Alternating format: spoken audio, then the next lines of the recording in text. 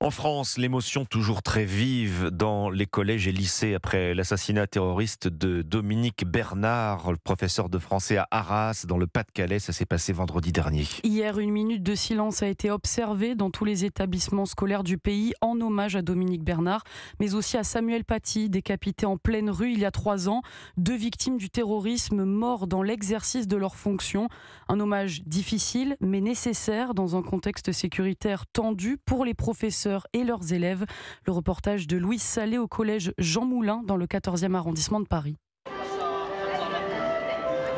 La sonnerie retentit, il est 14 heures, quelques collégiens se tiennent debout dans la cour.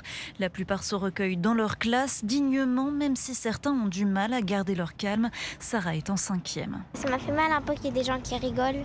Ils savent pas ce que ça fait de se sacrifier en fait pour un élève. Peut-être qu'un professeur l'aurait protégé, cet élève qui a rigolé. Et il faut faire ça pour qu'il se rende compte, cet élève, à quel point c'était important ce qu'il a fait. Claire, enseignante de français, a tenu à redonner des clés de compréhension à ses élèves. Je les ai trouvés un peu en manque d'informations aussi finalement. Il a fallu que je revienne un tout petit peu en arrière pour évoquer ce qui s'était passé, ce qu'on savait. Après, il y avait beaucoup d'inquiétudes aussi. Est-ce qu'il faut se mettre sous les tables? Est-ce que si la fenêtre est accessible, on est en danger? Enfin voilà. Mais on les a rassurés sur le fait qu'on était là pour eux. C'était aussi l'occasion de reformuler ça. Encore sous le choc, certains de ses collègues sèchent leurs larmes en passant dans le hall.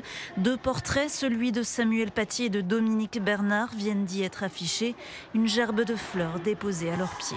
Le reportage de Louise Salé pour Europe 1. 4 gardes à vue viennent d'être levées après l'attentat d'Arras, dont celle de la mère et de la sœur du suspect, Mohamed Mogouchkov, qui devrait être présenté aujourd'hui à un juge.